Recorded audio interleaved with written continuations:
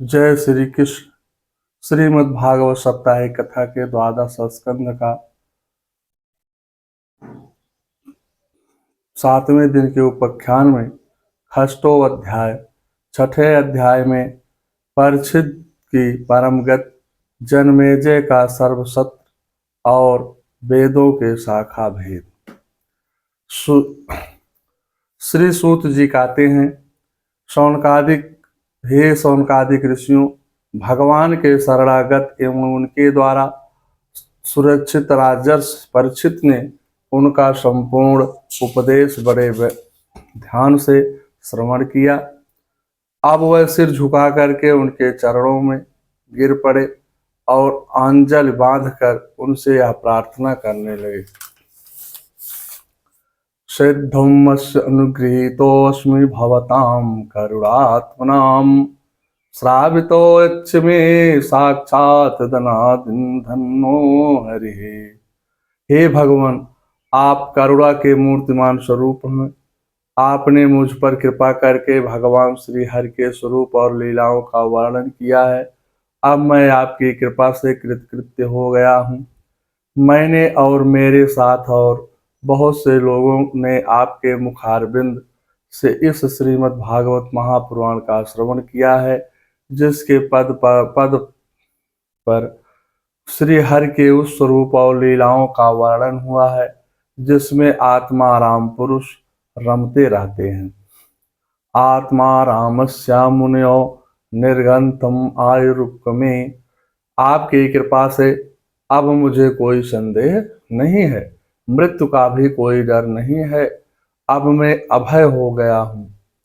अब मुझे ऐसा अनुभव हो रहा है कि तक्षक की देह और परीक्षित की देह एक ही मसाला से बनी हुई है, कोई अंतर नहीं है। मुझे स्पष्ट अनुभव हो रहा है कि मैं वह नहीं हूँ जिसमें जरा मृत्यु होती है। मैं आपको सत सत नमन करता हूँ। आपकी कृपा से मेरा ब्रह्मपद में प्रवेश हो चुका है। अब मैं कुछ भी सुनना नहीं चाहता हूँ। मुक्ता कामशम चेतम प्रवेशम विसज्जामाशुम। हे ब्राह्मण, अब मुझे आज्ञा दीजिए, जिससे मैं कामनाओं को संस्कार से रहित चित्त को परमात्मा के स्वरूप में विलीन करके अपने प्राणों का त्याग कर दूं।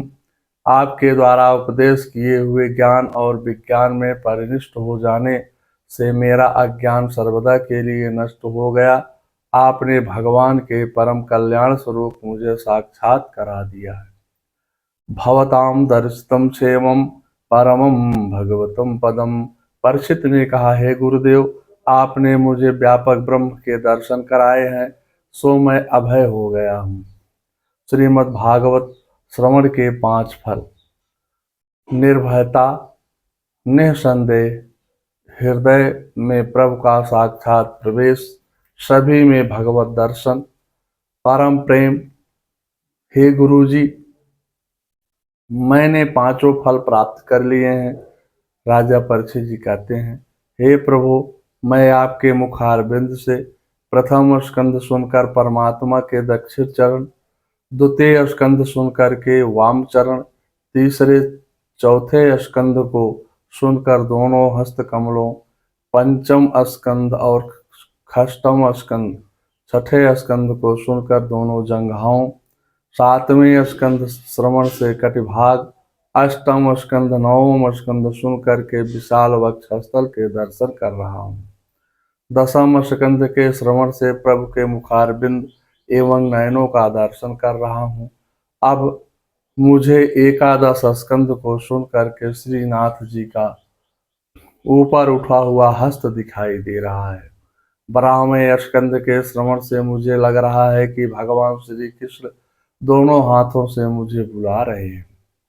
मेरे जीवन में सर्वस्व श्री कृष्ण मुझे संपूर्ण कृपा भरी दृष्टि से निहार रहे हैं। मुझे गोदी में लिए श्रीमद् भागवत के प्रत्येक स्कंध से श्री कृष्ण जी विग्रह प्रकट हो रहा है। पादो यदीयं प्रथमं द्वितीयं तृतीयं चतुर्थो कथितो यद्रूम नभ्यस्तं पंचमं एव खष्टो भुजान्तरं दो युगलं तथान्यो खष्टस्तु राजानि नवमो नदीयो मुखारविन्दं दशमं प्रफुल्लम् एकादशो अस्य ललाटपट्टं शिरोऽपि यत् द्वादशेव भाति। अब मैं तो प्रभु का ही ध्यान कर रहा हूँ, मैं उनकी शरण में हूँ, मुझे सर्वत्र ही वह दिखाई दे रहे हैं। मैं उनके पास जा रहा हूँ, मुझे बुला रहे हैं, मैं कृतार्थ हो गया हूँ। हे गुरुदेव, आपने ना केवल कथा श्रवण कराया, वरन प्रभु के दर्शन मुझे करा दिया है। आपने बतलाया कि सारा जगत ब्रह्म स्वरूप है, रक्षक जगत से अलग नहीं है। प्रभु के दर्शन, वह भी ब्रह्म रूप ही है। मैं आपको बार बार प्रणाम करता हूँ। सुखदेव जी ने कहा, हे राजन, तुम्हारे साथ साथ मैं भी कृतार्थ हो गया हूँ, क्योंकि मुझे भी तुम्हारे जैसे सत्यपात को कथा सुनाने का लाभ मिला है। तुम्हारे चरण, तुम्हारे कारण मैं भी प्रभु में लीन हो सका। भगवान मेरे हृदय में विराजमान हुए। हे राजन, यदि कोई और शंका हो तो मुझसे पूछ सकते हो। ब्रह्मनिष्ठ होने पर मेरी दृष्टि तक्षक के विष से अमृत बना देती है। परीक्षित ने गुरुदेव को वंदन किया और कहा, अब मेरे मन में कोई शंका शेष नहीं है, आपकी कृपा से निर्लेप हो गया हूँ। राजा ने सुखदेव जी की पूजा किया तो उन्होंने राजा के मस्तक पर अपना वरदस्त हस्त पध रख दिया। श्री सुखदेव जी ने आश्वासन देते हुए कहा, हे राजन, घबराओ नहीं, जाओ सानंद जाओ, भगवान के लोक में चिंता ना करो, मैं पुनः तुमसे वही भेंट करूंगा। ऐसा कहने पर राजा परीक्षित ने विधि पूर्वक षोडशोपचार पूजन किया। वह प्रसन्न मुद्रा में राजा को आशीर्वाद देते हुए दुर्वासा आदि महात्माओं के साथ वहां से चले गए। इत्यात्यस्तम अनुज्ञापम भगवान बदराड्यम जगाम भिक्षुकम शाकम नरदेवेन पूजितम। राजा परीक्षित गंगा जी के तट पर उत्तर मुख करके कुशासन पर बैठ गए। उनकी आसक्ति और संशय तो पहले ही मिट चुके थे। उसी क्षण राजा को परमात्मा के दर्शन हुए। जीव और ब्रह्म एक हो गए। नैमिषारण्य में सूत जी सौनकादिक ऋषियों से कहा, हे ऋषियों, मुनि कुमार भृंगी ने क्रोधित होकर परीक्षित को श्राप दिया था। अब उनका भेजा हुआ तक्षक सर्प परीक्षित को डसने के लिए उनके पास चला गया। रास्ते में उसने कश्यप नाम के एक ब्राह्मण को देखा। कश्यप गोत्री ब्राह्मण राजा को भी जीवित करने जा रहे थे। मार्ग में तक्षक ने उनसे भेंट हुई। वह ब्राह्मण सर्प को विष चिकित्सा करने में निपुण थे। तक्षक ने बहुत सा धन दे करके कश्यप को वहां से लौटा दिया। उन्होंने राजा के पास नहीं जाने दिया और स्वयं ब्राह्मण के रूप में छिपकर राजा परीक्षित के पास गया, उन्हें डस लिया। बभो भस्मासातम सद्यम पश्यताम सर्वदेहिनाम।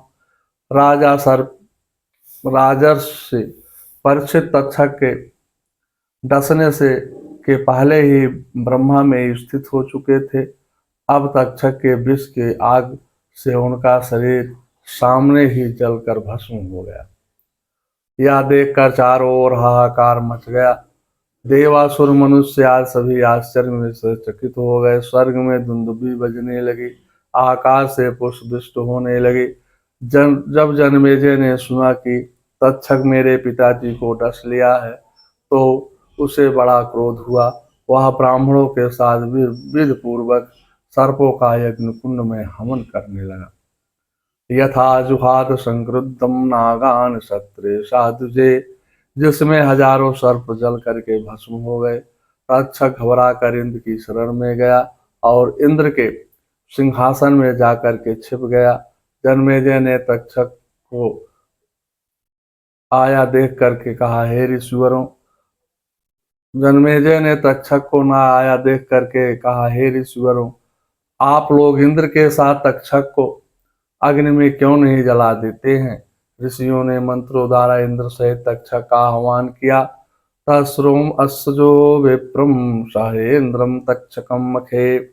उसी समय सिंहासन सहित इंद्र रक्षक तक्षक का आकर्षण हुआ। तक्षक और इंद्र दोनों ही अग्निकुंड में गिरना चाहते थे, किंतु बृहस्पति ने उन्हें रोक दिया।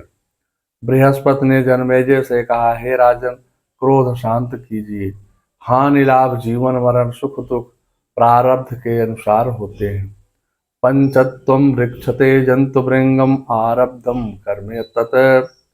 इसलिए सिंहा हिंसामय यज्ञ बंद करो।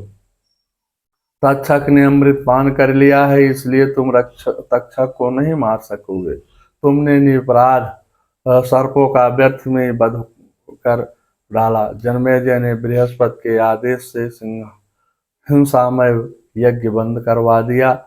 शौनकादिक ऋषियों ने पूछा, हे सूत जी, वेदस्य कथितम व्यातम यद्दम सौम्याभिधेयना। वेद व्यासी के शिष्य पैल आदि बड़े महात्मा वेदों के आचार्य थे। उन लोगों ने कितने प्रकार से वेदों का विभाजन किया, यह बात आप कृपा करके हमें सुनाइए।